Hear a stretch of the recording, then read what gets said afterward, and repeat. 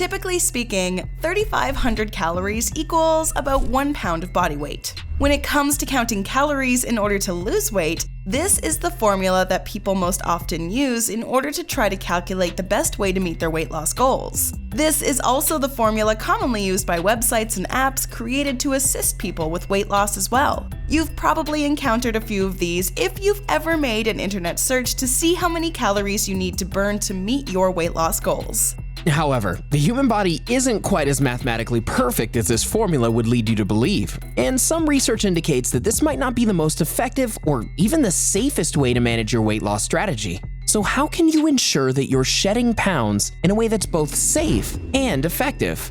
Before we answer, be sure to subscribe to Bestie and ring the notification bell to stay up to date on our daily videos and content. According to nutrition experts such as Cynthia Sass from the website health.com, one of the big problems with commonly accepted weight loss techniques is the fact that many of them seem to be invented using a one-size-fits-all mentality. The truth of the matter is that no two people are entirely alike in terms of their physical composition, and as a result, people's individual needs for losing weight are going to vary greatly based on factors such as age, height, and level of physical activity. For example, let's consider your average weight loss app. Typically, apps and websites geared around helping you lose weight will begin with a survey of specific questions, such as your current weight, the goal weight you want to achieve by the end of your weight loss journey, and the speed at which you want to get your weight down, which can range anywhere between half a pound to a whole 2 pounds per week. Once you've entered all the relevant information, the app usually spits out a set of suggested guidelines based on how many calories you should limit yourself to every day in order to meet your weight loss goals in the set amount of time that you've established.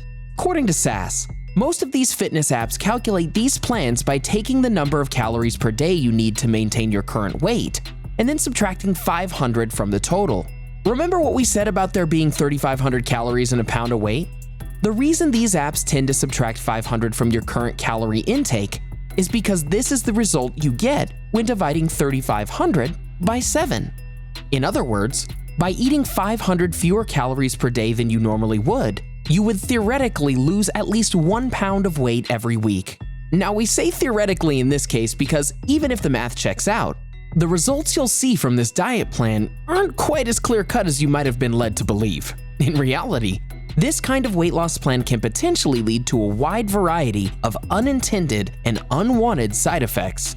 As Sass writes, if you take someone below the number of calories needed to get to their healthy weight or their goal weight, they may slow down their metabolism, lose muscle tissue or lean tissue, and have other side effects like intense cravings or hunger, irritability, mood swings.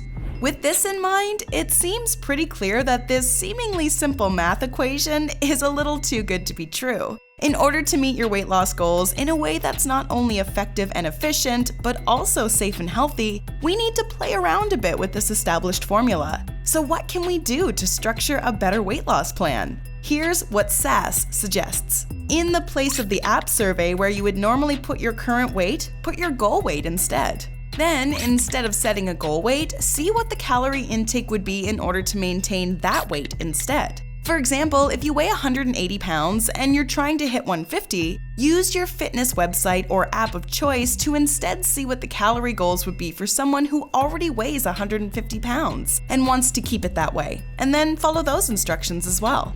As a result of this strategy, you'll be losing weight at a slower rate, but without any unwanted consequences or side effects associated with trying to make a significant drop in your daily calorie intake. To a certain extent, this could be seen as an example of fake it till you make it, at least as far as the fitness planning app you use is concerned.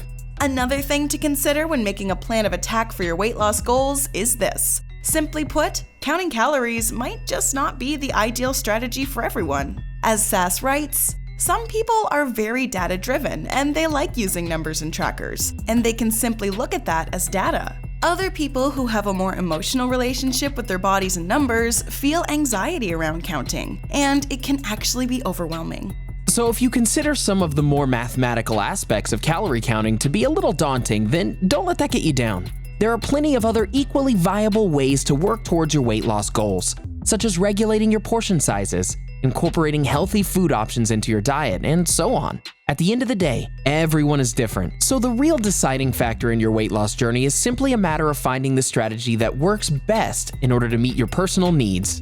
For anyone who's already seen some success with weight loss, we'd love to hear some of the tips and tricks you incorporated into your weight loss strategy. Enjoyed this video? Hit like, share, and subscribe to Bestie. Wait, what kind of bestie are we if we don't tell you about our other awesome videos? Go ahead, choose the left or right video and enjoy.